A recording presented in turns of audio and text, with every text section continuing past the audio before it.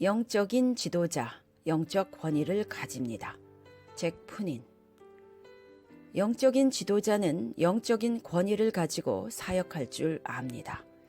그의 사역에는 영적인 권위가 늘 뒤따릅니다. 많은 사람들이 예수님의 가르침에 놀랐습니다. 왜냐하면 사람들은 예수님의 설교에는 과거에 오랫동안 들어왔던 바리새인들의 설교와 다른 뭔가가 있음을 발견했기 때문입니다. 바리새인들은 많은 성경 지식을 갖고 있었습니다. 밤낮으로 성경을 읽고 암송하던 사람들이었으니 성경 지식은 정말 탁월했습니다. 물론 예수님도 그들보다 더한 성경 지식을 갖고 계셨지만, 그러나 사람들이 예수님을 보고 놀란 것은 그분의 탁월한 성경 지식 때문이 아니라 예수님의 설교에 뒤따르는 영적 권위 때문이었습니다. 만약 오늘날의 우리 역시 지식만 가득하고 성령의 영적 권위가 없다면 우리도 바리새인과 똑같아집니다. 예수님이 말씀하시고 가르치실 때는 하나님이 그 뒤를 받쳐주셨습니다. 즉 언제나 성령의 권위로 말씀하시고 가르치셨다는 것입니다. 오늘날 우리도 그 하나님의 뒷받침, 다시 말하면 영적 권위가 뒤따르는 그런 영적 지도자가 되어야 하겠습니다. 예수님은 제자들에게 말씀하시기를 너희도 영적인 권위를 가지고 가르치게 될 것이라고 말씀하셨습니다. 내가 아버지께로부터 너희에게 보낼 보혜사 곧 아버지께로부터 오시는 진리의 영이 오시면 그 영이 나를 위하여 증언하실 것이다. 너희도 처음부터 나와 함께 있었으므로 나의 증인이 될 것이다. 위 구절을 천천히 다시 읽어 보십시오. 장차 성령이 나를, 즉 예수님을 위해 증언하실 터인데 너희가 설교하고 전도할 때 성령님이 그때 함께해 주신다는 뜻입니다. 영어로 백업이라고 하는데 뒷받침해 주시고 군대 용어로 뒤에서 엄호해 주신다는 뜻입니다. 저 푸닌도 이 구절을 늘 암송하며 기도합니다. 그래서 제가 말하고 가르칠 때 늘 성령의 영적 권위가 뒤따르기를 바랍니다. 제가 예수님에 대해 설교하고 가르칠 때 성령님께서 듣는 청중들에게 이렇게 말씀하실 것입니다. 저 설교를 귀담아 들어라. 저 말은 하나님으로부터 온 것이다. 또한 저 역시 성령님이 저와 함께 하실 때 힘을 내어서 가르칠 수 있습니다. 이때 영적 권위가 함께하는 것입니다. 그런데 제가 예수님에 대해서 정확한 성경적 지식을 가르치기는 하지만 만약 성령님께서 제 가르침에 뒷받침해 주지 않으시면 성경 지식과 신학이 올바름으로 제가 이단이란 소리를 듣지는 않겠지만, 그러나 제 사역은 생명이 전혀 없는 영적으로 죽은 설교, 죽은 가르침을 주게 됩니다. 영적 권위의 위기 시대, 권위에는 영적인 권위 말고도 다른 여러 가지 권위가 있습니다. 자기 직책에서 오는 권위, 돈으로 행사하는 권위, 나이가 많다는 권위 등이 있을 수 있습니다. 교회 지도자들은 자칫 잘못하면 마땅히 가져야 할 영적인 권위를 갖지 못하고 자기 직책에서 오는 권위, 교회 질서에서 오는 권위를 행사하기 쉽습니다. 그런데 오늘날 21세기 사회는 탈권위 시대를 넘어서 무권위 시대입니다. 권위에서 벗어나자는 탈권위가 아니라 아예 권위 자체를 인정하지 않는 무권위 시대입니다. 이런 상황에서 만약에 종교 지도자들이 영적인 권위 말고 종교적 직책의 권위, 물질의 권위로 사람들을 다스리려 할 때 그것은 바리새인과 서기관의 길로 가는 것입니다. 그러나 여러분, 예수님을 보십시오. 예수님은 영적인 권위만 행사하셨지 다른 어떤 권위, 즉 종교적 위기 질서의 권위 또는 인간적 권위를 일절 행사하지 않으셨습니다. 예수님은 당시 이스라엘의 왕처럼 어떤 정치적 권위를 휘두르지 않으셨고 당시 예루살렘의 종교 지도자들처럼 어떤 종교적 권위도 행사하지 않으셨습니다. 오늘날 우리는 이 점을 깊이 명심해야 합니다. 오늘날 조직이 대형화되면서 질서 유지라는 명목으로 자꾸 조직의 직제상 권위를 행사하려는 사람들이 늘어나고 있습니다. 모든 권위들은 영적 권위가 세워질 때 자연히 따라오는 것입니다. 그러나 먼저 세워져야 할 영적 권위가 세워져 있지 않은 가운데 종교 직제상 권위를 만약 행사하려 한다면 교회가 무슨 회사가 되는 거고 교회가 무슨 기관으로 전락하고 맙니다. 교회라는 정체성을 스스로 잃어버리는 꼴이 되고 맙니다. 오늘날 매스미디어의 발달로 인해 유명 인사들이 생겨나고 있습니다. 대표적인 유명 인사들은 연예인들입니다. 많은 사람들은 유명 연예인들의 공연이나 길에서 얼굴이라도 한번 보기 위해 몇 시간을 땡볕에서 기다리기도 하고 심지어 야외에서 비를 맞는 것도 감수합니다. 그래서 일부 유명 연예인들은 자기의 유명세를 더욱 높이는 길을 모색하게 되고 또한 거기서 오는 막대한 부를 얻고 있습니다.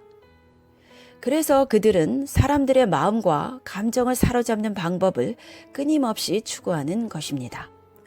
그런데 오늘날의 종교 지도자들이 유명세뿐인 사람이 될 수도 있습니다. 많이 알려져서 유명하기는 한데 그 속에 영적 권위가 없는 것입니다. 유명한 자 같으나 무명한 자로 영적 권위를 우선적으로 가져야 합니다. 그것은 말씀 연구와 기도와 평소 자기 삶의 경건에서 나옵니다. 물론 자기가 원하지 않아도 대중들이 누구를 유명인사로 만들어 놓을 수도 있습니다. 그러나 유명세로 일하는 것은 아닙니다. 영적 권위로 일하는 것입니다. 만약에 영적 권위는 거의 없이 자기 유명세로 일하려는 사람이 있다면 그분은 스스로 타락한 길로 가는 것이 틀림없습니다. 사람들이 그를 박수치고 환호할지는 모르지만 주님 보시기에 영적 지도자는 아니고 오히려 타락한 거짓 선지자가 되는 셈입니다. 그 마귀의 간교한 괴계를 스스로 분별해내고 거기에 빠지지 말아야 합니다. 수많은 지도자들이 돈의 힘으로 사람들을 조종하려는 유혹에 빠집니다. 이것은 그만큼 방법도 쉽고 이런 유혹은 사방에 늘려 있습니다. 돈을 조금 주기만 하면 대부분 사람들은 그 지도자를 상전처럼 떠받습니다. 전쟁이 없는 세상은 총칼로 사람들을 휘어잡는 것이 아니라 돈의 힘으로 사람들을 휘어잡습니다. 세상에서 돈의 힘이 행사되는 것은 어쩌면 당연한 일입니다. 그런데 만약 교회에서조차도 돈의 힘이 행사된다면 거기에는 영적 권위가 절대로 생길 수가 없습니다. 성령과 만몬이 어떻게 같이 있을 수 있겠습니까? 물론 돈의 힘으로 많은 선한 사업을 하는 것은 좋은 일입니다. 그러나 돈의 힘을 자기 권위로 휘두르려 하다가는 기독교 지도자는 반드시 파멸하게 된다는 것입니다. 결국 주님께 버림받습니다. 왜냐하면 주님은 성령의 영적 권위 말고는 주신 적이 없습니다. 그런데 스스로 물질의 권위를 가지려 하는 것은 우상숭배이기 때문입니다. 한때 신령했던 지도자도 자기 사역이 커지면서 물질이 많이 들어올 때 자기도 모르게 점점 영적 권위를 잃어버리게 될 가능성도 있습니다. 그러므로 영적 권위를 사모하고 그것을 가지려는 사람은 스스로 청빈하게 사는 훈련을 자기 라이프 스타일로 일평생 가져야 합니다. 영적 권위와 돈의 권위는 한꺼번에 둘 다 가질 수 없습니다. 반드시 하나를 포기하고 다른 하나를 갖게 됩니다. 나는 둘 중에 무엇을 가져야 할까요? 어떤 단체는 예산이 많지 않지만 잘 유지됩니다. 왜냐하면 거기에는 지도자에게 영적 권위가 있기 때문입니다. 사람들은 그의 영적 권위를 존경함으로 그를 따릅니다. 돈으로 사람을 움직이는 것은 한계가 있고 오래가지도 못합니다. 그러므로 작은 단체도 지도자들은 돈이 없다고 한탄만 하지 말고 자기 개인적 경건 생활과 자기 경건한 말과 행동과 가르침을 통해서 진정한 권위, 즉 영적인 권위를 가져야 합니다. 지금 내가 잘 안 되고 있다면 그것은 사실 영적 권위가 부족하기 때문입니다. 그런데 그 원인 파악을 제대로 못하고 내게 돈이 없어서 내 교회가 작아서 그런 핑계를 대면 안 됩니다. 직장에서도 가정에서도 마찬가지입니다. 직장에서 부장님은 돈으로 부하 직원을 부리려 합니다. 가정에서 아버지, 할아버지도 돈으로 아들이나 손자를 말을 잘 듣게 하려고 합니다. 그게 다 잘못된 권위입니다. 진정한 지도자는, 즉 부장님 또는 아버지 또는 시아버지는 말씀과 기도와 경건 생활로 스스로 영적 권위를 가집니다. 물론 그 영적 권위가 돈이 없다고 무시를 당할 때도 간혹 있지만, 그러나 장기적으로 볼 때 결국 부하 직원으로부터 존경받고 아들과 며느리로부터 존경받는 것은 물질의 권위가 아니라 영적인 권위입니다. 오늘날 많은 부모들이 내가 자녀에게 물질을 많이 물려주지 못해서 아들, 며느리가 자기를 무시한다고 탄식하는데 그건 오해입니다. 왜 늙은 부모들이 무시받습니까? 돈이 있어도 자녀들은 서로 싸우고 부모를 무시합니다. 그건 부모가 영적인 권위가 부족하기 때문입니다. 부모가 영적 권위에 대해서는 문외한이고 평생 돈의 권위로 자녀를 다스리려 했기 때문입니다.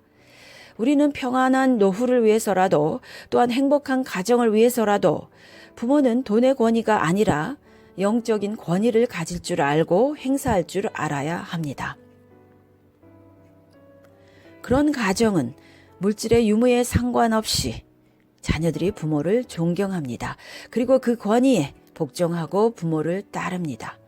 사춘기 자녀가 말을 듣지 않는 것도 결국은 부모의 영적 권위의 부족 때문입니다. 그런데 그런 가정이 많은 것은 그만한 영적 권위를 갖기가 대단히 쉽지 않기 때문입니다. 예수님은 결코 돈으로 사람을 다스리거나 컨트롤하신 적이 없으십니다. 또한 제자들도 아무도 돈을 얻을 목적으로 예수님을 따르지 않았습니다. 그리고 아예 예수님은 제자들에게 줄 돈이 없으셨습니다. 예수님은 아무런 퇴직연금도 약속하지 않으셨고, 약속하신 것이 만약 있다면 그것은 장차 닥칠 큰 환난과 고통이었습니다. 예수님은 먼저 그의 나라와 그 일을 구하라. 그리하면 너희 필요는 모두 하나님이 채워주실 것이다. 라고만 말씀하셨습니다. 예수님은 제자들을 전도하러 보내실 때도 돈을 쥐어주신 것이 아니었습니다. 그래서 제자들은 돈의 힘으로 사람들을 불러 모을 수가 없었습니다. 다만 예수님이 제자들에게 주신 것은 영적 권위였습니다. 하늘과 땅의 모든 권위를 내게 주셨으니 그러므로 너희는 가서 모든 족속으로 제자를 삼아.